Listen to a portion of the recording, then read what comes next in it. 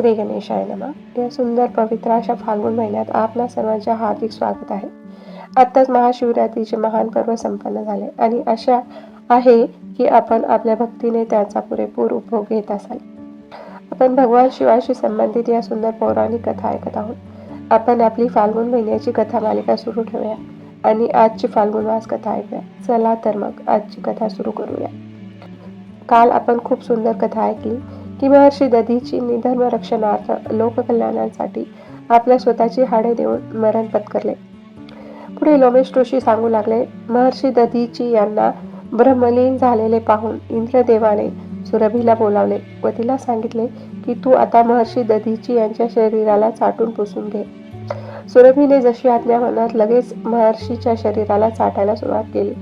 तिने सगळ्या बाजूने संपूर्ण शरीर चाटून मांसरहित बनवले.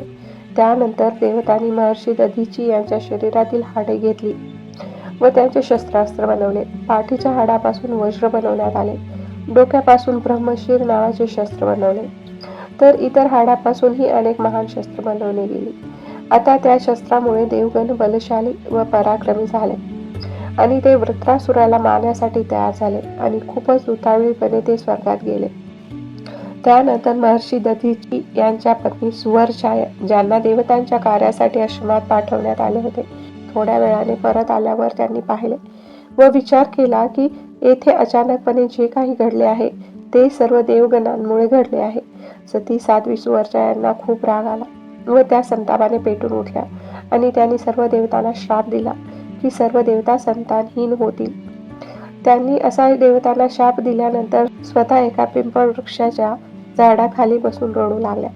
त्यांच्या उदरातून महर्षी दधीची यांचे महातेजस्वी पुत्र पिप्लाद ऋषी प्रकट झाले. पिंपळ वृक्षाच्या खाली जन्म झाला म्हणून त्यांचे नाव पिप्लाद पडले. माता सुवर्चा प्रेमळ नजरेने पाहत पुत्र पिप्लादला हसत म्हणाली, हे महाभाग, तू सतत या पिंपळ वृक्षाच्या जवळच राहा. तू माझ्या आशीर्वादाने लवकरच सर्व ऋषीमध्ये श्रेष्ठ ऋषी स्थान प्राप्त करशील. असे म्हणून दीर्घकाळ तपश्चर्या करून साध्वी सुवर्चा आपले पती ऋषी दधीची यांच्याकडे गेली. अशा प्रकारे त्यांना आपल्या पतीसारखेच स्वत्य लोक प्राप्त झाले. इकडे देवगण शस्त्रास्त्र बनवून युद्धाच्या तयारीने वत्रासुराचा वध करण्यासाठी उतावीळपणे असुर सैन्याच्या समोर गेले. इंद्रदेव व इतर देवता ती शस्त्रास्त्रे प्राप्त करून महातेजस्वी महापराक्रमी झाले होते. पूर्व बृहस्पती यांच्या सोबत ते पृथ्वी लोकात येऊन मध्य देश या ठिकाणी थांबले. त्यांच्याकडे उत्तम प्रतीची शस्त्रास्त्रे होती. त्यांना आलेले पाहून महापराक्रमी वृत्रासुर राक्षस त्यांच्या दैत्य सैन्याला घेऊन त्यांच्याकडे आला.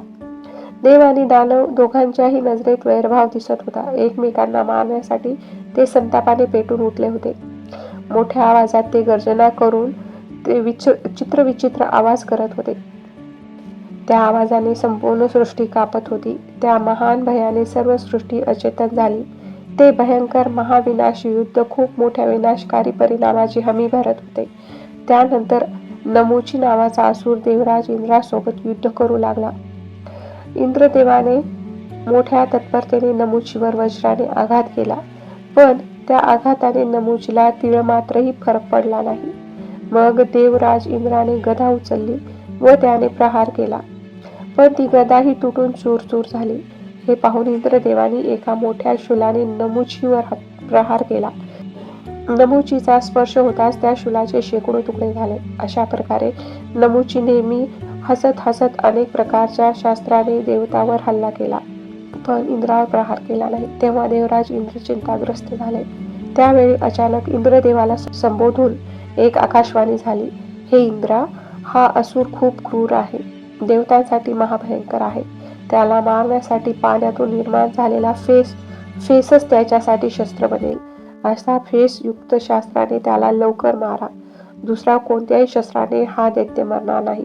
अशी मंगलमय वाणी ऐकून अनंत पराक्रमी देवराज इंद्र समुद्रकिनारी गेले आणि फेस मिळवण्यासाठी प्रयत्न करू लागले. इंद्राला समुद्रकिनारी गेलेले पाहून नमुची इंद्राला कठोर वाणीने बोलू लागला व आघात करू लागला. तेव्हा इंद्राने ही तात्काळ फेस ग्रहण केला व नमुची दैत्याचा वध केला. अशा प्रकारे नमुची दैत्याचा अंत झाला. नमोची मेल्यानंतर सर्व देवता इंद्रदेवाचा जय जयकार करू लागले. त्याच वेळी महातेजस्वी वृत्रासुर इंद्राच्या जवळ आला. त्याने देवगण घाबरून खाली पृथ्वीवर पडले. तेव्हा महाप्रतापी इंद्र हातात वज्र घेऊन ऐरावतावर बसून युद्धासाठी तयार झाले. सर्व देवगणही हातात शस्त्रास्त्र घेऊन तयार झाले. पण वृत्रासुराला पाहून सर्व लोकपाल आपले स्वामी इंद्रासहित भयभीत झाले आणि ते भगवान शिवांना शरण गेले. इंद्रदेव विजयाची इच्छा बाळगून होते. गुरु बृहस्पतीच्या सांगण्यावरून त्यांनी लगेचच विश्वासपूर्ण मनाने शिवलिंगाची स्थापना करून अभिषेक केला. उदार बुद्धीवाले गुरु बृहस्पती म्हणाले, हे इंद्र, तू कार्तिक मासाच्या शुक्ल पक्ष शनिवारच्या दिवशी जर संपूर्ण दिवस त्रयोदशी असेल तर असे समजायला हवे की मला सगळेच प्राप्त झाले आहे. त्या दिवशी प्रदोष काळात सर्व कामना सिद्धीसाठी लिंग रूप धारी भगवान शिवांचे पूजन करायला हवे. दुपारच्या वेळी स्नान करून तीळ आणि आवळ्यासोबत गंध, पुष्प, फळे इत्यादीने शिवजींची पूजा करून नंतर प्रदोष काळात स्थावर लिंग पूजा करावे. गावाच्या बाहेर जे शिवलिंग स्थापित केलेले आहे त्याच्या पूजनाचे फळ गावात असलेल्या शिवलिंग पूजेच्या मानाने 100 पट जास्त आहे. त्याच्याही पेक्षा 100 पट जास्त महात्म्य त्या शिवलिंग पूजेचे असते जे लांब वनात असते. वनाच्या माने 100 पट जास्त पुण्य त्या शिवलिंगाचे आहे जे उंच पर्वतावर स्थित आहे. पर्वताच्या वर असलेल्या शिवलिंगाच्या मानाने तपोवनात असलेल्या शिवलिंग पूजेचे फळ 10,000 पट जास्त आहे. तपोवनात असलेले शिवलिंग महान फलदायी आहे. म्हणून विद्वानांना या विभागानुरूपच शिवलिंगाचे पूजन करायला हवे. तीर्थक्षेत्री विधीनुसार स्नान करायला हवे. मातीचे 5 पिंड न काढता कोणत्याही विहिरीत स्नान करणे शुभकारक नाही. विहिरीतून आपल्या हाताने पाणी काढून स्नान करू नये. दोरीच्या मदतीने एखाद्या भांड्यात पाणी घेऊन स्नान करावे. नदीपात्रात स्नान करणे सर्वात उत्तम आहे. जर एखादी मोठी नदी मिळाली तर अजूनच उत्तम समजले जाते. सगळ्या नद्यांमध्ये गंगा देवीचे स्नान सर्वात उंच आहे. प्रदोष काळात स्नान करून मौन पाळले पाहिजे. भगवान शिवजींच्या समोर 1000 दिवे लावून प्रकाश केला पाहिजे. एवढे संभव नसल्यास 100 किंवा 32 दिवे लावूनही भगवान शंकराच्या समोर प्रकाश केला जाऊ शकतो. शंकराच्या प्रसन्नतेसाठी तुपाचा दिवा लावावा. तसेच फळे, नैवेद्य, धूप, गंध, पुष्प इत्यादी षोडश उपचाराने लिंगरूपी भगवान शिवजींची पूजा प्रदोष काळात करायला हवी.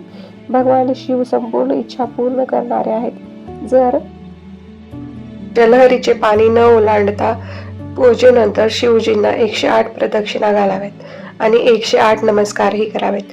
अशा प्रकारे प्रदक्षिणा व नमस्कार करून भगवान शिवांना प्रसन्न करावे.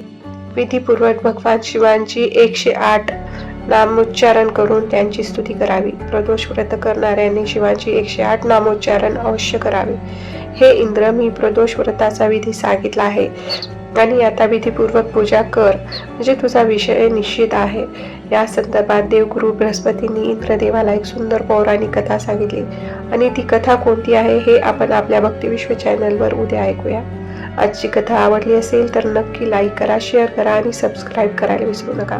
याच्या पुढील कथा आपण उद्या ऐकूया आपल्या भक्तिविश्व चॅनलवर. हर हर महादेव.